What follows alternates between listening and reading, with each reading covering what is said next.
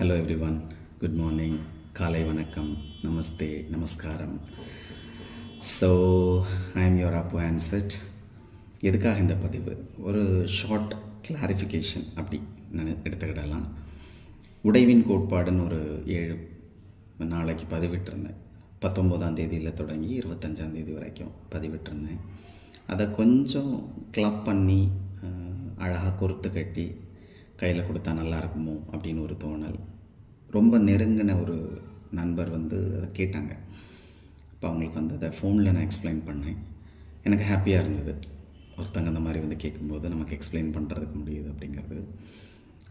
அப்போ இதே மாதிரி வாசித்த எத்தனை பேருக்கு இது புரியாமல் இருந்திருக்கும் அப்படின்னு. ஏன்னா நான் பதிவிடுறதுக்கு முன்னாடி ஒரு ஸ்பாய்லர் அலர்ட் நான் போட்டிருந்தேன், பார்த்துருப்பீங்க.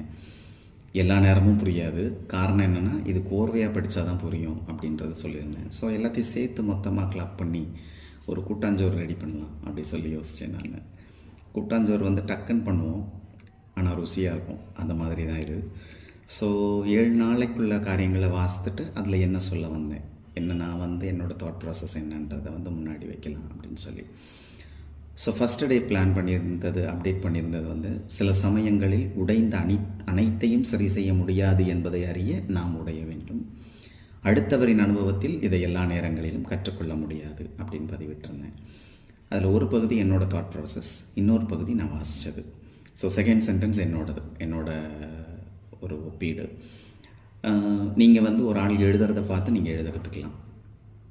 ஒரு ஆள் ஓடுறதை பார்த்து நீங்கள் ஓட கற்றுக்கலாம். ஒரு ஆள் ப்ரெசன்ட் பண்ணுறதை பார்த்து நீங்கள் ப்ரெசன்ட் பண்ண கற்றுக்கலாம்.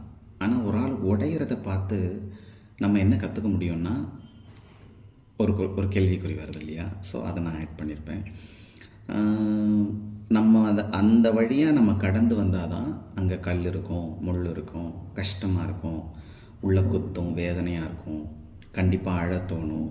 இல்லைன்னா யார் முன்னாடியும் அழலைன்னா கூட சில வைராக்கியமான ஆட்கள் இருப்பாங்க, அறையை பூட்டிட்டாவது உட்காந்து அழுவாங்க, அட்லீஸ்ட் கண்ணு லைட்டாவது கலங்கும். அந்த மாதிரியான சில அனுபவங்கள்லாம் நான் அந்த வழியாக வந்தால் தான் எனக்கு அது புரியும் அப்படிங்கிற ஒரு விஷயம். அது ரெண்டையும் கிளப் பண்ணி தான் ஃபஸ்ட்டு டே பதிவிட்டிருந்தது. ஸோ நான் உடைஞ்சால் மட்டும்தான் அந்த உடைவு அப்படிங்கிறத என்னால் சரி செய்ய முடியுமா முடியாதா அப்படிங்கிற ஒரு இது.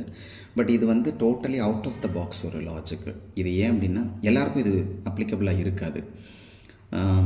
சரி செய்ய முடியாதுன்றதை தெரிஞ்சுக்கணுன்னா சரி செய்ய ட்ரை பண்ணணும் இல்லையா? ஸோ அதுதான் பாயிண்ட்டு. ஸோ இது ஃபஸ்ட்டு.